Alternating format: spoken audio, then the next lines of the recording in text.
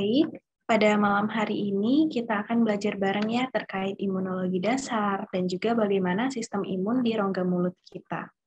Nah, jadi untuk mind map-nya pada malam hari ini kita akan belajar dari sistem imunologi ya.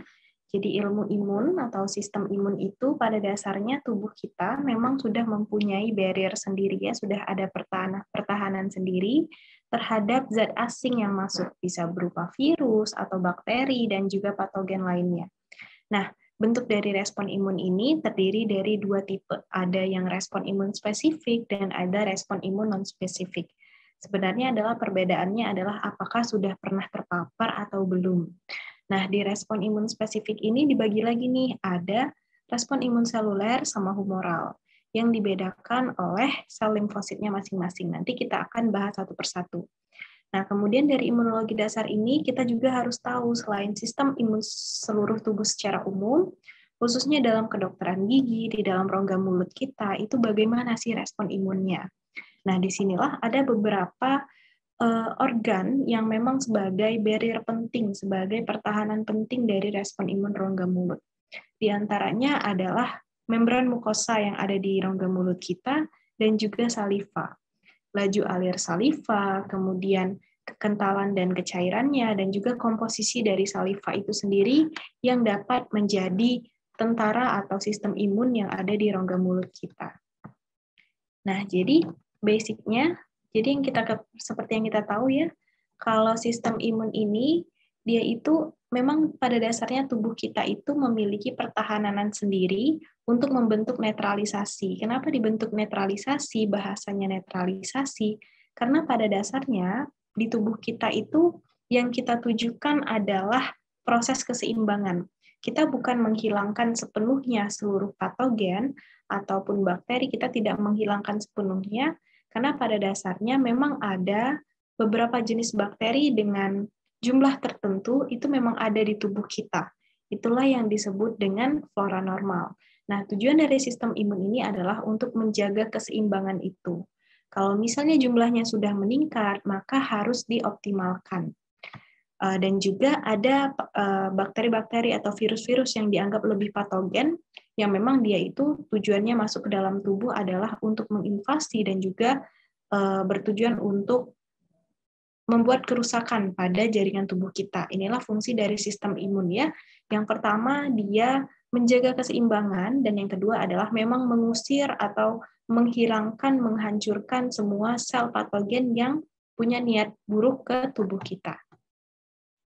Nah, di sini kita balik ke sejarah kalau dalam ilmu imunologi atau Nah, jadi sistem imun kita tadi ya. Jadi intinya kalau di sistem imun kita di seluruh tubuh, tujuannya ada dua. Yang pertama, dia itu fungsinya adalah untuk menjaga keseimbangan, karena nggak semua bakteri itu jahat. Jadi ada memang bakteri yang baik yang memang berada di dalam tubuh kita dengan kondisi dan juga jumlah tertentu. Nah, bakteri baik ini memang harus dijaga keseimbangannya, harus dipertahankan karena mereka merupakan flora normal. Itulah tujuan sistem imun. Dia menjaga keseimbangan. Kemudian yang kedua, dia adalah tugasnya menghancurkan atau mengusir semua patogen yang tujuannya adalah parasit bagi tubuh, yang memang niatnya adalah untuk menghancurkan jaringan sel tubuh sehingga menciptakan atau manifestasinya penyakit. Itu jadi sistem imun kita ada dua ya. Yang pertama dia menjaga keseimbangan, yang kedua adalah dia untuk menyerang. Nah, untuk kita back ke sejarah, untuk sistem imun atau ilmu imunologi ini pada dasarnya pertama pencetusnya itu banyak sebenarnya penelitiannya ya, tapi pada tahun 1880 imunologi ini lebih pesat perkembangannya karena sejak dipertemukannya vaksin. Jadi seperti yang kita kemarin dari tahun 2019 ya, ada pandemi COVID-19, di mana banyak sekali penelitian yang dilakukan untuk menemukan vaksin-vaksinnya, termasuk sampai sekarang ya, kita semuanya sudah divaksin, vaksin COVID-19 sampai ke dosis ketiga ya. Nah, jadi the father of immunology ini adalah Louis Pasteur. Pada tahun 1880, dia yang mencetuskan ide pertama terkait ditemukannya vaksin. Jadi, di sini dikatakannya bahwa ada loh cara untuk membuat patogen itu bisa diusir dari tubuh dengan ditemukannya antibodi.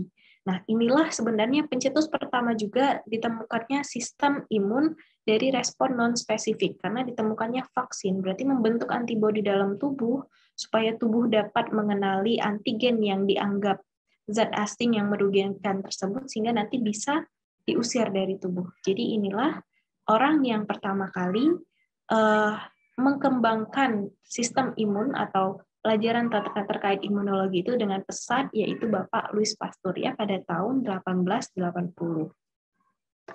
Nah, dalam tubuh kita, sistem imun ini yang paling peran pentingnya adalah jaringan limforetikuler.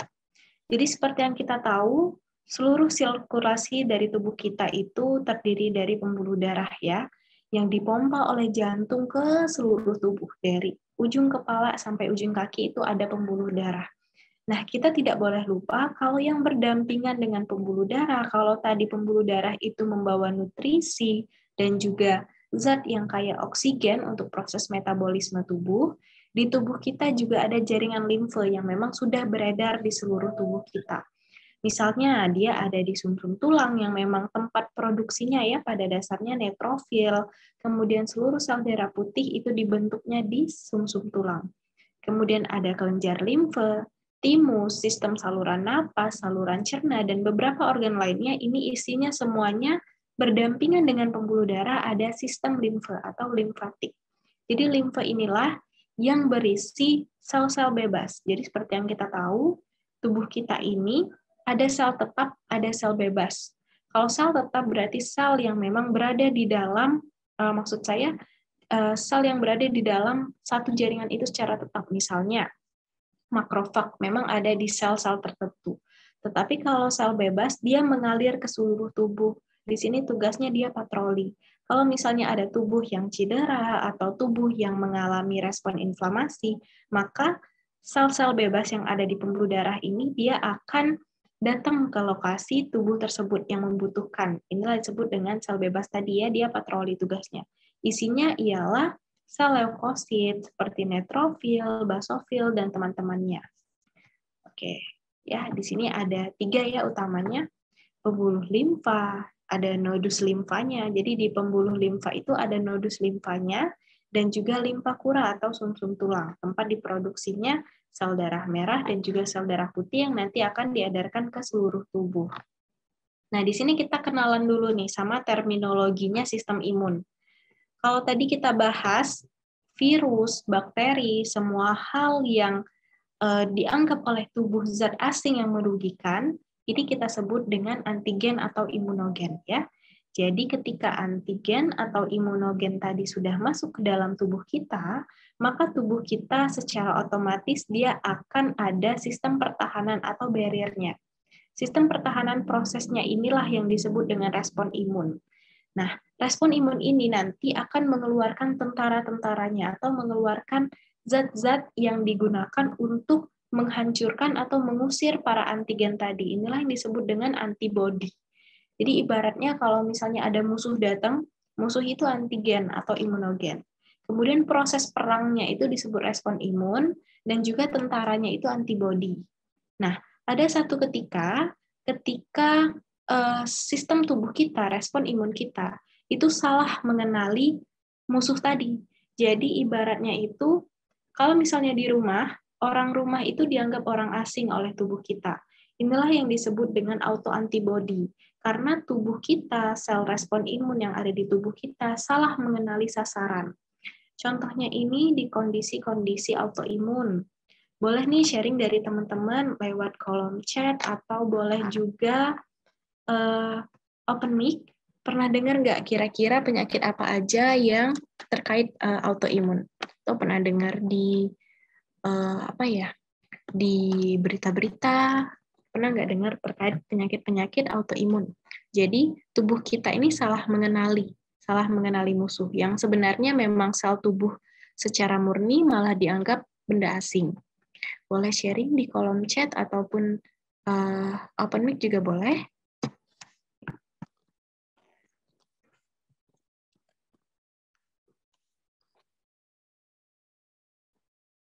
Gimana?